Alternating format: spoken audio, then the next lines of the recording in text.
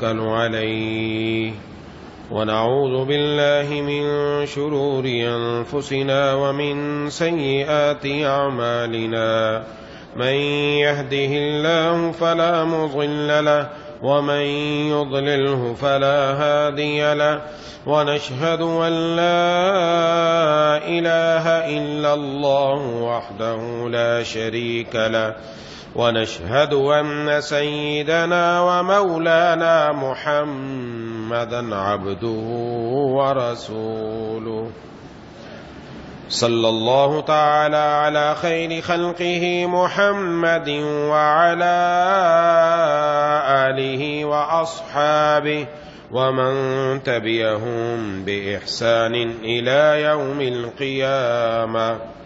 أما بعد فأعوذ بالله من الشيطان الرجيم. بسم الله الرحمن الرحيم. ألا بذكر الله تطمئن القلوب. وقال الله تعالى: والذين جاهدوا فينا لنهدينهم سبلنا. صدق اللہ العظیم.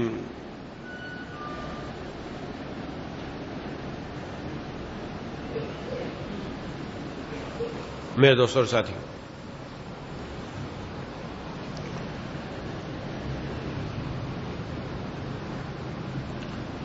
اللہ تبارک و تعالی نے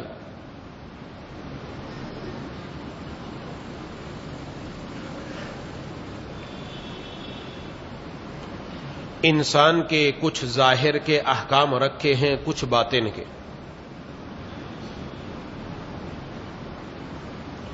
کچھ چیزوں کا تعلق ظاہری جسم کے ساتھ ہے، کچھ چیزوں کا تعلق دل کے ساتھ ہے.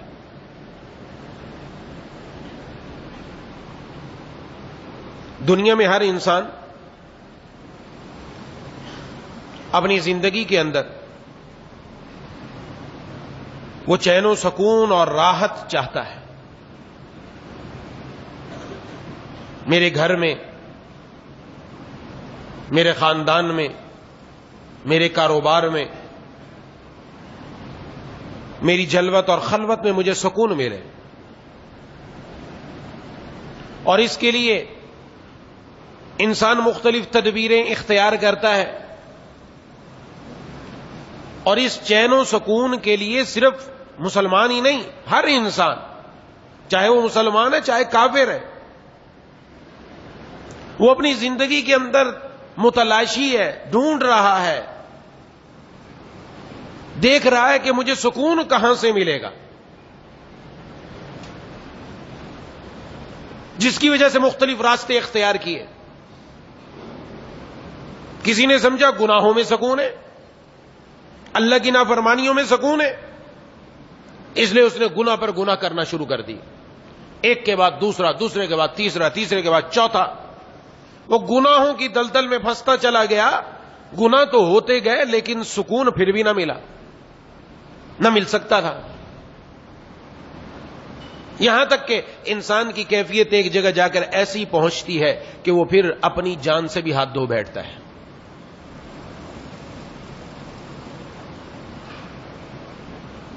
اس سکون کو سمجھتے ہیں شاید اس کا تعلق جسم کے ساتھ ہے، جسم کے ساتھ نہیں ہے،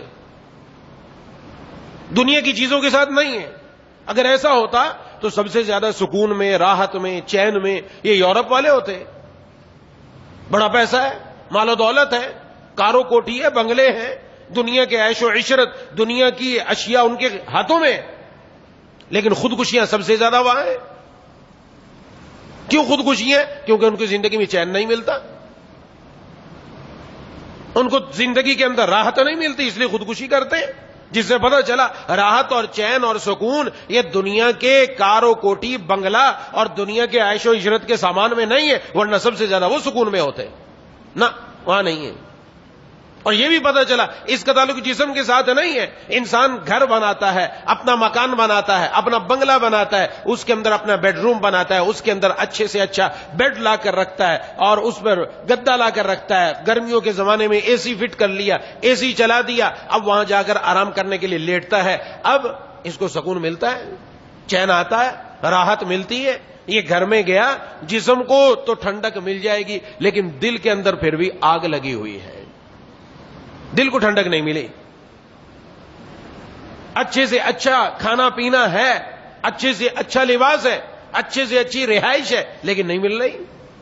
کیوں؟ اس لیے کہ اس کا تعلق جسم کے ساتھ نہیں ہے، اس کا تعلق کس کے ساتھ ہے؟ هو الذی انزل السکینۃ فی قلوب المؤمنین. اللہ نے قرآن کریم میں فرما دیا اللہ کی ذات وہ ہے جو اس سکون کے خزانے یہ مؤمنین کے دلوں میں اتارتے ہیں. اس کا تعلق دل کے ساتھ ہے، دل میں اتارتا ہے، اس جسم کے ساتھ اس کا تعلق نہیں ہے. اس لیے یہ نہیں کہہ سکتے کہ جس کے پاس دنیا کی نعمتیں وہ سکون میں ہو، نہ، یہ ضروری نہیں. ایک آدمی کے پاس اپنا گھر نہیں ہے، اس کے پاس لباس اچھا نہیں ہے، اس کے پاس کھانا اچھا نہیں ہے، لیکن اس کے دل میں سکون کے خزانے ہوں، ممکن ہے، ہو سکتا ہے، کیونکہ اس کا تعلق دنیا اسباب کے ساتھ نہیں ہے. یہ چیز میں عرض کرنا چاہتا ہوں. تو یہ سکون کسی نے سوچا گناہوں میں، نافرمانیوں میں، اللہ کی نافرمانیوں کے اندر چل پڑا. آج کل نوجوان یہی کر رہے ہیں. نوجوان کیا، جو بوڑھے ہو رہے ہیں وہ بھی یہی کر رہے ہیں. گھروں میں لڑائی ہیں، اپنے موبائل کے اوپر اپنا وقت برباد کر رہے ہیں، ضائع کر رہے ہیں اپنے آپ کو. سمجھتا میں ڈائجسٹ پڑھ لوں، میں گندی فلم دیکھ لوں، میں کوئی انڈین فلم دیکھ لوں، شاید کوئی سکون آ جائے گا. کچھ نہیں ملنا، نہیں مل رہا. یہ ساری زندگی آج کل ہماری یہی ہے. صبح ہوتی ہے، شام ہوتی ہے، زندگی یوں ہی تمام ہوتی ہے. صبح سے شام اور شام سے صبح ایک ہی کام ہے، موبائل. ایک ہی کام ہے، رب کی نافرمانی. مل کیا رہا ہے؟ کچھ بھی نہیں مل رہا. اس کے بدلے میں بجائے اس کے کچھ ملے، اس کے بدلے میں نقصانات اور ہو رہے ہیں. تو چین کا طالب، سکون کا طالب یہ تلاش کر رہا ہے. تو چین کا تعلق اللہ نے دل کے ساتھ رکھا، جسم کے ساتھ نہیں رکھا. اور یہ دل دینے والی ذات کون ہے؟ اللہ کی. اللہ ہی سے پوچھنا چاہیے تھا، یا اللہ اس جسم کے اندر جو آپ نے دل جیسی نعمت دی ہے، اس دل کے اندر سکون آئے گا کیسے؟ یہ باہر سے نہیں آ سکتا، یہ براہ راست اوپر سے اترے گا. اس لیے ہم دعا کرتے ہیں. ایک جب وضو کرتے ہیں، وضو کے اندر 3 مسنون دعائیں میں بارہا عرض کر چکا. ایک دعا پڑھتے ہیں، اللہم اجعلنی من التوابین واجعلنی من المتطہرین. اے اللہ مجھے بہت زیادہ توبہ کرنے والوں میں سے اور مجھے پاکیزہ لوگوں میں سے بنا دیجیے. میرے مرشد عارف باللہ مجدد زمانہ حضرت اقدس حضرت مولانا شاہ کی محمد اختر صاحب نور اللہ مرکزوں نے ارشاد فرمایا، بندہ وضو کر رہا ہے، وضو کرنے کے بعد توبہ کا کیا تعلق وضو کے ساتھ؟ کہ اللہ سے کہہ رہا ہے کہ اللہ مجھے بہت زیادہ توبہ کرنے والوں میں سے بنا دیجئے. یہ کیوں کہہ رہا ہے؟ یہ تو پاک تو ہو گئے اس کے اجزاء. تو میرے حضرت نے فرمایا یہ بندہ عرض کر رہا ہے، یا اللہ جہاں تک میرا ہاتھ جا سکتا تھا وہ جگہ تو میں نے پاک کر لی، دل تک میرا ہاتھ نہیں پہنچ سکتا تھا، دل کو آپ پاک فرما دیجئے. اس لیے توابین، تواب توبہ، رب سے رجوع، اللہ کے سامنے گڑ گڑانا، آہوزاری کرنا، اشک باری کرنا، بے قراری دکھانا. یہ توبہ جب ہوگی رب کی طرف سے دل کو دھو دیا جائے گا، پاک و صاف کر دیا جائے گا.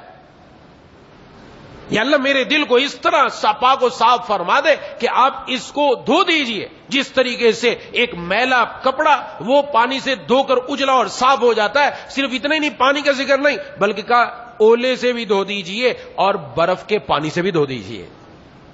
یہ کوئی معمولی بات نہیں ہے. اس لیے کہ جب کہیں ظلمت آتی ہے، تاریکی آتی ہے، اس کے ساتھ ساتھ آگ لگی تو آگ کی وجہ سے دل کے اندر حرارت پیدا ہو گئی. اب دل میں گرمی ہے، دل میں گرمی ٹھنڈک کیسے ہے؟ دل کی تاریکی کیسے ختم ہو؟ اور جو اس پر سیاہ دھبا لگے وہ کیسے ختم ہو؟ یہ بھی میرے مرشد رحمہ اللہ نے فرمایا. اللہ سے مانگا یا اللہ پانی سے اس کو دھو دیجئے، یعنی پانی سے اس کو دھو دیا اور آپ اپنے اولے سے اس کے اندر جو آگ لگی ہوئی ہے اولے کی وجہ سے اس کو ٹھنڈک میں بدل دیجئے، ٹھنڈک میں بدل دیجئے. اور اس کے دل کے اندر جو تاریکی اور ظلمت آ چکی ہے اس کو آپ چمک میں پیدا فرما دیجئے. یہ اللہ سے بندے کو مانگنا جناب نبی کریم صلی اللہ علیہ وسلم نے سکھایا. اس کا تعلق دل کے ساتھ ہے.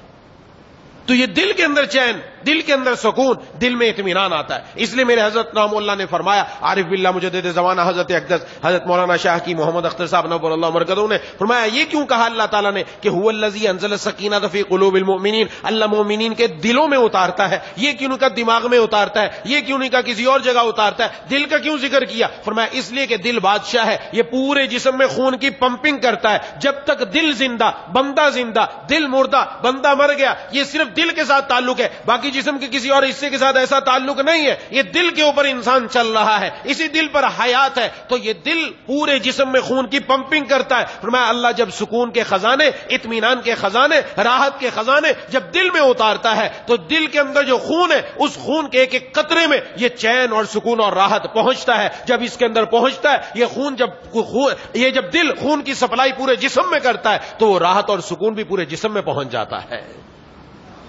اس لیے تو علامہ رومی رحمہ اللہ فرماتے ہیں کہ میں جب اللہ کا نام لیتا ہوں تو ایسے لگتا ہے کہ میرے جسم کا بال بال شہد کا دریا ہو گیا. یہ کوئی معمولی بات ہے؟ بال بال شہد کا دریا ہو گیا. کیوں ہو گیا؟ اس لیے کہ جب اللہ کا نام لیا، اللہ کو اپنے دل میں پایا، اللہ نے نور نازل کیا، اللہ نے اپنی محبت، اپنا لطف دل میں اتارا، تو یہ دل کے اندر خون میں مکس ہو کر ایک ایک خون کے قطرے میں شامل ہو کر پورے جسم میں پہنچا، اور پورے جسم میں جہاں جہاں بال کا ذرہ ہے وہاں وہاں تک پہنچا. مجھے ہر بال میں شہد کا دریا معلوم ہوتا ہے. اللہ کا نام ایسا ہے، اللہ کے نام کا لطف ایسا ہے، لذت ایسی ہے. یہ وہ لوگ کہہ رہے ہیں جن کے پاس بظاہر کچھ نہیں ہے. حکیم علومہ حضرت تھانوی رحمہ اللہ نے لکھا ہے، ایک آدمی بڑا سیٹھ تھا، سیٹھ صاحب تھے، بہت پیسے والا، بیمار ہو گیا. ایسا بیمار ہوا، اچھا جائیداد بھی بہت تھی، مکان بنگلہ ہر چیز دنیا کی سب کچھ اس کے پاس. اب بیمار ایسا ہوا رات کی نیندیں اڑ گئی. ڈاکٹر نے کہا آپ کچھ نہیں کھا سکتے، جیسے پابندی لگا دیتے ہیں، یہ بھی نہیں کھانا، یہ بھی نہیں کھانا، یہ بھی نہیں کھانا، پابندی ہے. آپ صرف جو ہے وہ شوربہ پی سکتے ہیں. اس کا بھی کوئی خاص طریقہ بتایا، یوں کر کے آپ نے مرغی بنانی ہے اور اس کا جو شوربہ ہوگا وہ پیو بس، ورنہ ختم. آپ کا معدہ برداشت نہیں کر سکتا، بس وہی پیتا.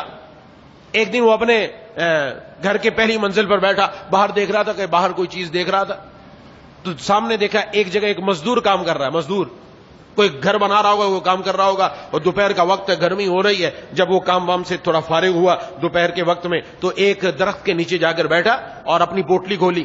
پوٹلی کے اندر کیا لائے گا؟ وہ غریب مزدور آپ نے دیکھا ہوگا عموماً گھروں سے وہ اپنے ساتھ روٹی بھی باندھ کے لاتے ہیں، صبح کی بنائی ہوئی جو بیوی نے بنا کے دی وہ لے کر آ گیا، اماں نے بنا کے دی لے کے آ گیا وہ روٹی، اور اس نے کھولا، اندر اچار یا اندر دال یہی ہوتا، اور تو ان کے پاس کیا ہوگا، وہی اس کے ساتھ بیٹھ کے مزے مزے سے کھایا. کھانے کے بعد اب اللہ کا شکر ادا کہ اللہ شکر ہے آپ نے کھانا دیا. شکر ادا کر کے وہیں لیٹ گیا، اور سر کے نیچے کیا رکھا؟ اینٹ. تکیہ نہیں ہے یہاں پر، کوئی قالین نہیں ہے، یہ کوئی محل نہیں ہے، یہ کوئی گھر نہیں ہے، یہاں اے سی نہیں لگے ہوئے، پنکھے نہیں لگے ہوئے، کچھ بھی نہیں ہے. آرام سے لیٹا، ادھر نیند آ گئی. یہ وہاں سے چلایا، اپنے خادموں کو بلایا، نوکروں کو بلایا، جاؤ اس آدمی سے جا کر سودا کر کے آؤ. اس کو کوئی یہ جو تم مزے کی نیند سو رہا ہے، میں ترس رہا ہوں ایسی نیند کے لیے، یہ نیند مجھے دے دے اور میری ساری جائیداد اس کے عوض میں مجھ سے لے لے، مجھے یہ چاہیے. لیکن یہ مکانوں میں، بلڈنگوں میں، ان میں نہیں ملتی. یہ ملتی ہے رب کے سامنے آہوزاری کرنے سے، یہ ملتی ہے رب کے سامنے اشکباری کرنے سے. اس کا تعلق دنیا کے ساتھ نہیں ہے، اسباب راحت کے ساتھ نہیں ہے. اس لیے ہمیشہ یاد رکھیں، یہ جو سمجھا جائے میرے پاس پیسہ ہوگا تو میں گھر میں سکون میں آ جاؤں گا. اور اولاد کو بھی بتاتے ہیں ہم، بیٹا کما، پڑھ. تو کیوں پڑھ؟ پیسہ آئے گا تیرے پاس، گاڑی ہوگی، مکان ہوگا، بلڈنگ ہوگی، بنگلہ ہوگا، تو چین میں زندگی گزارے گا. وہ سب کچھ لے لیتا تب بھی چین نہیں ملتا اس کو. کیوں نہیں مل رہا؟ غلط رستے پر لگایا اس کو. چین یہاں سے تھوڑی ملنا تھا.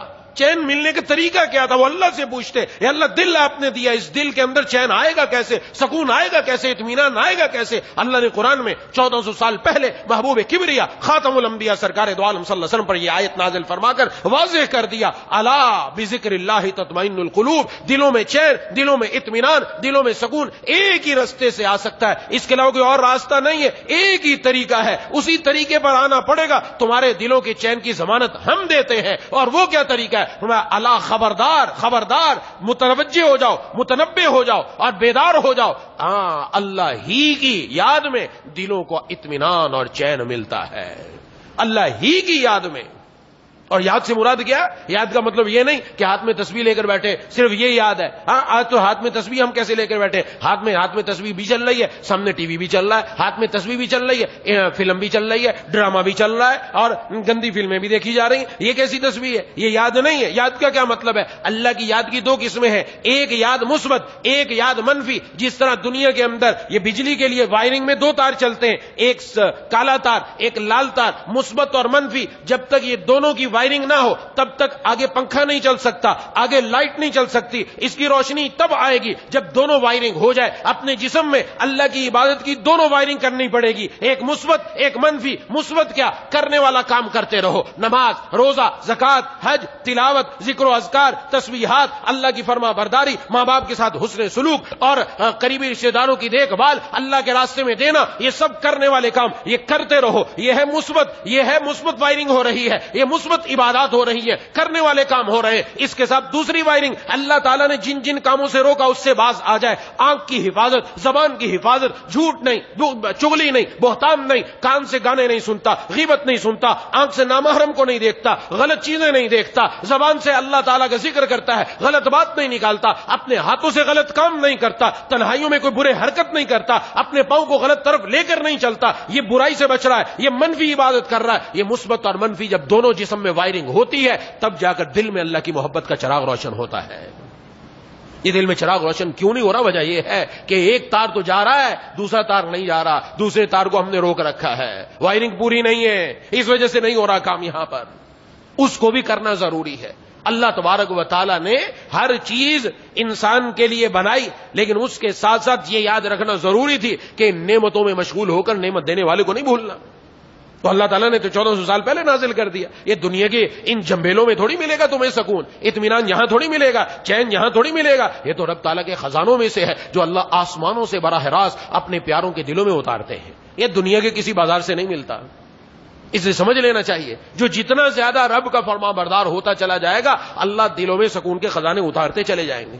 پھر ہم کہیں جی وہ جی دنیا میں تو تکلیف بھی آتی ہے, غم بھی آتا ہے, پریشانی بھی آتی, آئے گی کیوں نہیں آئے گی؟ کس نے کہا نہیں آئے گی؟ دنیا ہے ہی ہے یہ اسی چیز کا نام. اگر دنیا میں تکلیف نہ آنی ہوتی, پریشانی نہ آنی ہوتی, بعض لوگ جب دین پر عمل شروع کرتے تو پھر ان کے دل میں یہ آتا ہے یہ مجھے کیوں مصیبت آئی, یہ مجھے کیوں تکلیف آئی, میں تو روز نماز حاجت بھی پڑھ رہا ہوں, میں تو فلاں عبادت بھی کر رہا ہوں, یہ کیوں ہو گیا, ایسا کیوں ہو گیا؟ ایسا نہیں سوچنا چاہیے. یہ دنیا جنت نہیں ہے. جنت وہ جگہ جہاں تکلیف نہیں, جہاں غم نہیں, جہاں کوئی پریشانی نہیں. دنیا کے اندر دونوں چیزیں ہیں. اگر دنیا میں تکلیف نہ آنی ہوتی تو سب سے پیارے محبوب خاتم الانبیاء سرکار دو عالم صلی اللہ علیہ وسلم پر نہ آتی. آپ کی زندگی کیسے گزری؟ سیرت اٹھا کر دیکھیں, پڑھیں آپ کی زندگی کے اندر کیا تکلیفیں آئی, کیا پریشانیاں آئی, آپ کے لیے کیا کیا منصوبے بنائے گئے, آپ کی دنیا کے اندر آپ کو کس کس طرح تکلیفیں پہنچائی گئی, راستے میں کانٹے بچھا دیے گئے, آپ کے سر پر لا کر اوجڑی کی اونٹ کی اوجڑی ڈال دی گئی, آپ صلی اللہ علیہ وسلم کو نعوذ باللہ مجنون کہا گیا, جادوگر کہا گیا, نعوذ باللہ پاگل کہا گیا, نعوذ باللہ دیوانہ کہا گیا. کیا کیا تکلیفیں نہیں آئی وہ ذرا دیکھیں, ہم پتہ چلے. تو تکلیف نہ آنی ہوتی تو انبیاء کو نہ آتی, اور سب سے زیادہ پیارے اللہ کے جناب نبی کریم صلی اللہ علیہ وسلم پر نہ آتی. تکلیف آتی ہے, پریشانی آتی ہے, لیکن یہ کیسے حل ہوگا,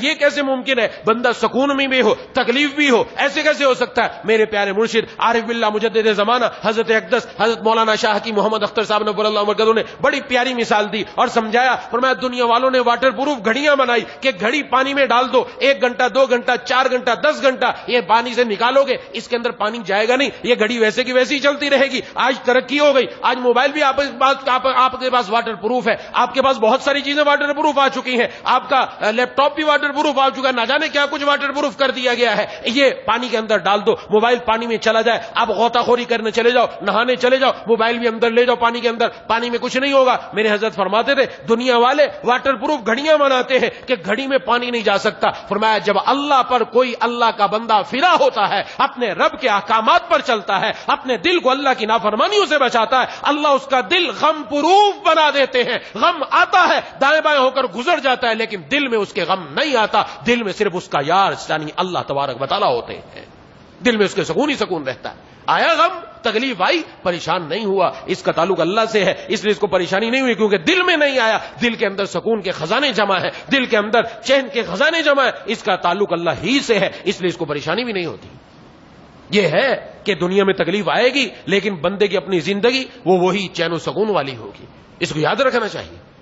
یہ اپنی زندگی میں یہ چیز آ جائے، اس کے لیے ہمیں یہاں دنیا میں اللہ تعالیٰ نے بھیجا ہے. اس دل کے اوپر محنت ہے، اس دل کے اندر یہ چیز کوشش کرنی ہے. باہر سارا صبح سے شام تک اور شام سے صبح تک، اور بچپن سے بچہ چھوٹا سا جب تھوڑا سا سمجھدار ہوتا ہے بڑے ہونے تک اس کو یہی فکر ہے میں اپنا چہرہ بنا لوں، میں اپنا جسم بنا لوں. اس لیے چہرہ بنانے کے لیے ہر قسم کے وہ مختلف قسم کے صابن استعمال کرتا ہے، ہاں فیس واش استعمال کرتا ہے، سر کے لیے شیمپو استعمال کرتا ہے، اور نہ جانے کیا کچھ استعمال کرتا ہے. کس چیز کو بنا رہا ہے، کس چیز کو سنوارا ہے؟ یہ ظاہر کو سنوارا جا رہا ہے. ظاہر سنوار لیا، لیکن وہ دل، جس دل پر اللہ کی نظر، جس دل پر اللہ تبارک و تعالیٰ کی نظر، جس کے بارے میں فرمایا یوم لا ينفع مال ولا بنون الا من اتى الله بقلب سلیم، وہ دن قیامت کا دن جس دن کوئی چیز کام نہ آئے گی، اس دن نہ اولاد کام آئے گی، نہ بیٹے کام آئیں گے، کچھ کام نہیں آنے والا. تو پھر اس دن کیا کام آئے گا؟ فرمایا مگر وہ جو بندہ بھلا چنگا صاف ستھرا دل لے کر آیا وہ کامیاب ہو جائے گا. قلب سلیم لایا، قلب سلیم. قلب سلیم کیا؟ صاف ستھرا دل، جس دل میں مولا ہو، جس دل میں غیر اللہ نہ ہو. آج اس دل میں غیر کو بٹھا رکھا ہے ہم نے، سارے کام غیر کے ہیں. دنیا کو خوش کر لو، لوگوں کو خوش کر لو، ماں باپ کو خوش کر لو، بیوی بچوں کو خوش کر لو، بہن بھائیوں کو خوش کر لو، خاندان کو خوش کر لو. نہ خوش کرو تو اللہ کو خوش نہ کرو کہ اللہ تبارک و تعالیٰ ناراض ہو رہے ہیں.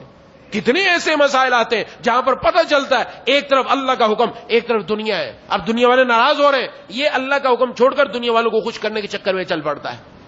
آج ہماری کیفیت یہ ہے، اور نتیجہ کیا نکلتا ہے؟ نتیجہ یہی نکلتا ہے جن کو ہم نے اللہ کو ناراض کر کے خوش کیا، اللہ انہی کو ہمارے سر پہ کھڑا کر دیتے ہیں. یہی مسلط ہے ہم پر.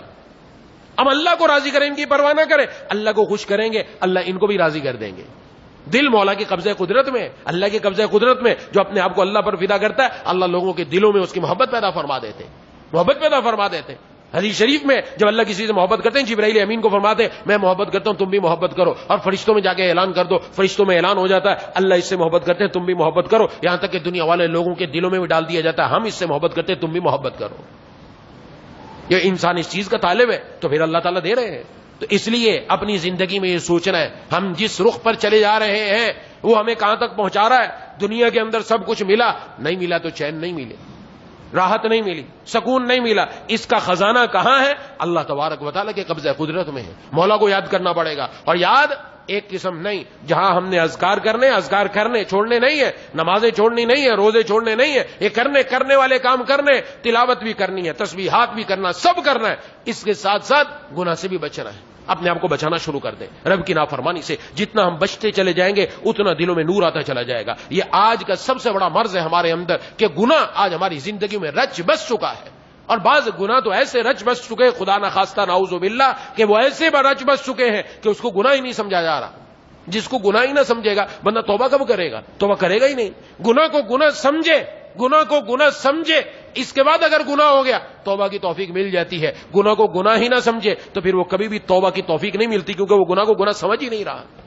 آج ہمارے سامنے ہمارے گھروں کے حالات، ہمارے بچوں کے حالات، ہمارے بڑوں کے حالات، دائیں بائیں دیکھیں آپ نظر آئے گا بہت ساری وہ چیزیں جو شرعی اعتبار سے غلط ہے، ناجائز ہے، وہی کام سب کے سامنے ہو رہا ہے اور ان کی آنکھوں کے سامنے آ رہا ہے اور سمجھ ہی نہیں رہے کہ کچھ ہو رہا ہے نہیں ہو رہا. کوئی بات ہی نہیں، کوئی مسئلہ نہیں، کہیں کوئی مسئلہ نہیں، کوئی پریشانی کی بات نہیں. آہستہ آہستہ وہ گناہ سرایت کرتا چلا جاتا ہے اور بندہ اللہ سے دور ہوتا چلا جاتا ہے. اس لیے ضرورت اس بات کی ہے. اللہ تعالیٰ کی محبت کا حق کیا ہے؟ عبادت کرنا. اللہ کی محبت کا حق ہے نماز پڑھنا، روزہ رکھنا، زکات دینا. اور ایک ہے اللہ کی عظمت کا حق. اللہ کی عظمت کا حق، اللہ کی عظمت کا حق یہ ہے اللہ کی نافرمانی نہ کرنا. ہر سانس اپنے اللہ پر فدا کرنا، ایک سانس بھی اللہ کی نافرمانی نہ کرنا. یہ اللہ کی عظمت کا حق ہے جو میری اور آپ کی ذمہ داری ہے. اور جب ہم کرنا شروع کریں گے ایسا نہیں کوئی رستے میں رک جائے گا، نا یہ ایسا نہیں ہے. والذین جاہدوا فینا لنہدینہم سبلنا. جو لوگ ہمارے راستے میں کوشش کرتے ہم ان کے لیے راہیں کھول دیتے ہیں. اللہ تبارک و تعالیٰ کا اعلان ہے کوشش کرنا تمہارا کام ہے، منزل مقصود تک پہنچا دینا ہمارا کام ہے. ہم کرتے رہے، ایک ایک گناہ سے بچتے رہے، پھر ہو گیا پھر توبہ کر کے پھر چل پڑے، پھر ہو گیا پھر توبہ کر کے پھر چل پڑے. کوشش یہ کرنی ہے میرا یہ ہفتہ، میرے یہ 10 دن، میرے یہ 15 دن، میرا یہ مہینہ ایسا گزرے کہ مجھ سے اللہ تعالیٰ کی یہ نافرمانی نہ ہو.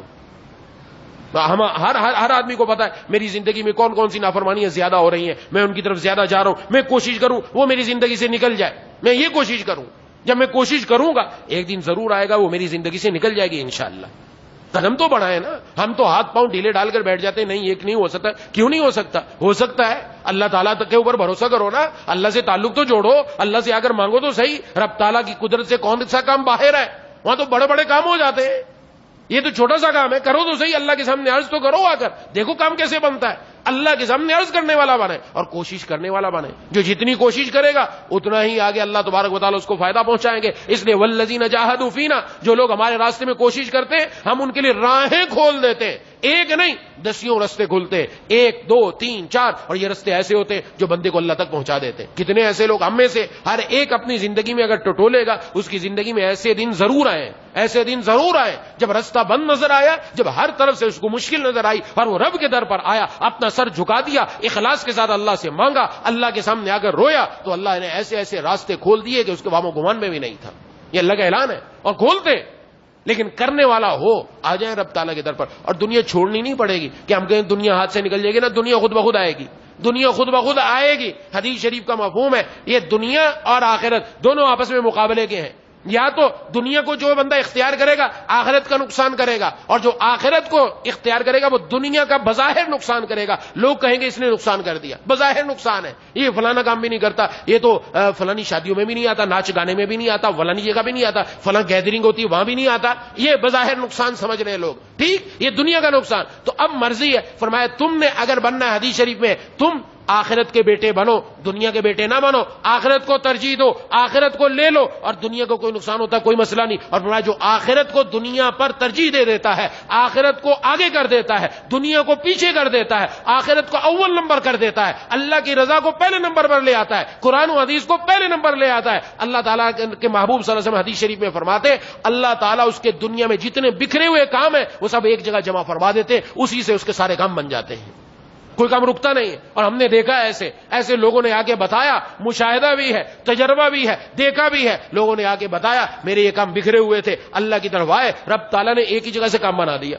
ایک ہی جگہ سے کتنے لوگ ہوتے جی فلانا کام کرنا ہے، اب جی فلانے دفتر کے چکر لگاؤ، اب اس دفتر کا کام ہو گیا، اب فلانے دفتر بھی جانا پڑے گا، اس میں صاحب سے دستخط کرا کے لاؤ، اب فلانی جگہ جاؤ، اور پتہ نہیں دسیوں جگہ بیچارہ گھوم گھام کر پھر بھی کام نہیں بنتا. اور حدیث شریف میں یہ بھی ہے جو بندہ دنیا کو ترجیح دیتا ہے، رب کو پیچھے کر دیتا ہے، دنیا کو آگے کر دیتا ہے، نافرمانی کو پہلے نمبر پر لے آتا ہے، فرمایا اس کے اگر ایک جگہ سے کام ہونے والے بھی ہوں اللہ سارے متفرق کر دیتے ہیں، دنیا میں پھیلا دیتے ہیں. بھاگتے رہو، کرواتے رہو اپنے کام. اور جس کا جو اللہ کی طرف آیا بندہ، اللہ ایک ایسے بندے تک پہنچا دیتا ہے جو ہیڈ ہوتا ہے، وہ کہتا ہے کہیں جانے کی ضرورت نہیں، ادھر درخواست دے سارے تیرے کام بن جائیں گے، ہمارا آرڈر چلتا ہے، بس دیکھو میرے کام کیسے بنتے ہیں. یہ کہاں سے ہوا؟ اللہ تعالیٰ کی طرف سے ہوا. اللہ کبھی ایسی جگہ تک پہنچا دیتے ہیں. اور ہم اپنی زندگی میں دیکھتے ہیں بعض لوگ آگے بتاتے ہیں کہ ایسے ہوا میرے ساتھ، تو وہ تو کچھ کہیں جانا نہیں پڑا، میرا کام تو یوں چٹکی میں ہو گیا. چٹکی میں کیسے ہو گیا؟ رب کے سامنے آ کر گر گیا، اللہ نے کام بنا دیا. دلوں میں چین، سکون، اطمینان لینے کا واحد رستہ یہ اللہ کی یاد آ جائے. اور یاد کے لیے ضروری یاد مثبت بھی ہو، یاد منفی بھی ہو،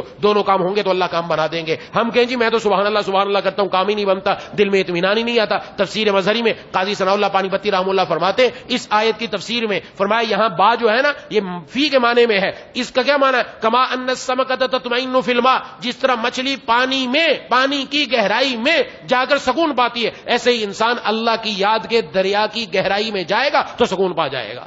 مچھلی اگر اس کے دائیں بائیں پانی، اوپر پانی نہیں کم پانی ہو، آپ دیکھیں گے مچھلی تڑپتی رہے گی اور کچھ دیر بعد مر جائے گی. وہ مچھلی اس کی حیات پانی ہے، وہ پانی میں ہی رہتی ہے، لیکن تھوڑے پانی میں نہیں، زیادہ پانی میں، گہرے پانی میں، دائیں بائیں آگے پیچھے تو پانی ہے، اوپر بھی پانی ہو، گہرے اندر چلی جائے گی، تب جا کر اس کو مزید زندگی ملے گی. جب ہماری آنکھ بھی اللہ تعالیٰ کی ذکر کے دریا میں ڈوبی ہوئی ہو، زبان تو ذکر کر رہی ہے، آنکھ بھی دریائے ذکر میں، کان بھی دریائے ذکر میں، ہماری پورا جسم دریائے ذکر میں جب ڈوبا ہوا ہو، گہرا غوطہ لگ جائے، پھر دیکھیں گے اللہ اطمینان اور سکون کے خزانے کیسے عطا فرماتے ہیں.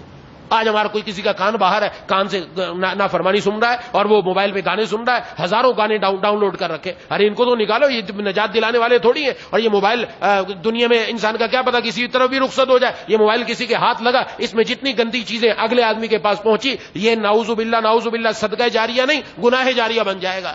آپ قبر میں پیچھے سے گناہ پہنچ رہا ہے آپ کی طرف، نعوذ باللہ. ایسی چیز سے بچنا ہے، ایسی چیز سے اپنے آپ کو بچانا ہے. دعا ہے کہ اللہ تعالیٰ مجھے اور آپ کو ان باتوں پر عمل کرنے کی توفیق عطا فرمائے. وآخر دعوانا ان الحمدللہ رب العالمین.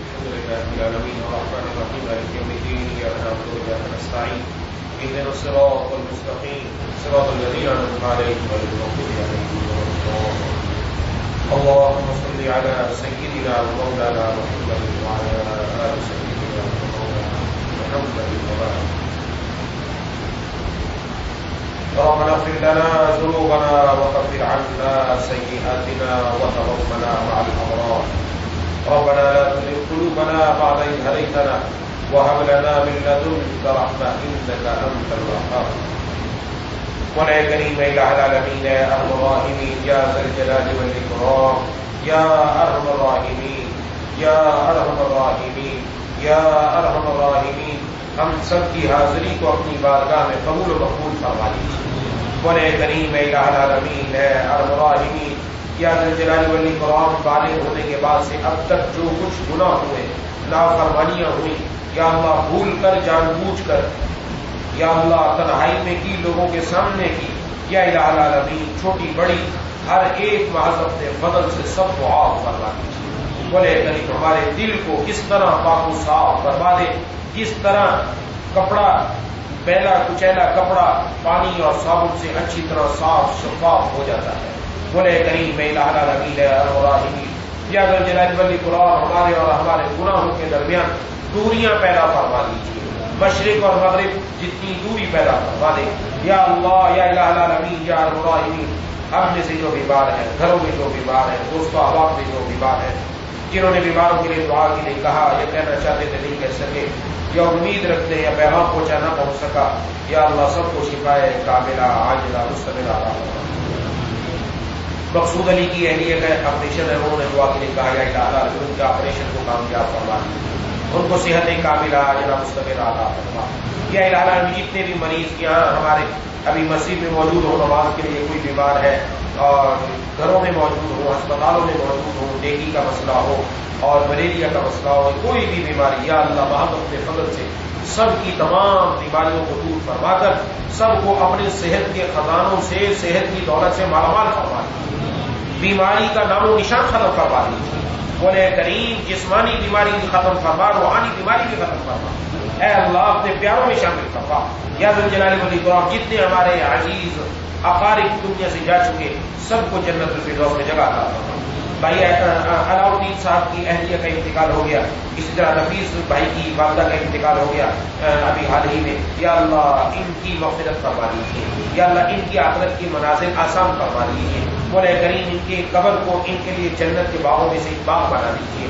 مولا کریم اور ان کی اولاد کو یا اللہ ان کے لیے صدقہ جاریہ بنا دیجیے ہم سب کو مرنے سے پہلے موت کی تیاری کی توفیق عطا فرما یا الہ العالمین یا الراحمین ہماری اولاد کو ہماری آنکھوں کی ٹھنڈک بنا دیجیے ہماری اولاد کے دل یا اللہ اپنی محبت سے معمور اور بھرپور فرما دیجیے مولا کریم ہماری اولاد کو ہماری آنکھوں کا تارا اپنا پیارا بنا دیجیے یا اللہ ہمیں اپنے والدین کی آنکھوں کی ٹھنڈک بنا ہمارے والدین کی ہر دکھ درد تکلیف بیماری دور فرما خوب انہیں خوشیاں نصیب فرما خوب انہیں خوشیاں نصیب فرما بولے کریم الہ العالمین اب تک آپ نے ہم پر فضل فرمایا اب تک آپ نے ہمیں نعمتوں میں رکھا یا اللہ نعمتوں کے خوب خوب مواقع عطا فرما اپنے شکر گزار بندوں میں شامل فرما شکر گزار بندوں میں شامل فرما شکر گزار بندوں میں شامل فرما ہمارے دینی کاموں میں برکت عطا فرما بولے کریم حاسدین کے حسد شریروں کی شر نظر بد سے حفاظت فرما مرتے دم تک ہم سب کو دین سے وابستہ رکھ یا اللہ اس مسجد سے دنیا کی تمام مساجد کو اپنے پیاروں کے سجدوں سے آباد فرما تمام مساجد سے دین کا خوب خوب کام دنیا میں پھیلا دیجیے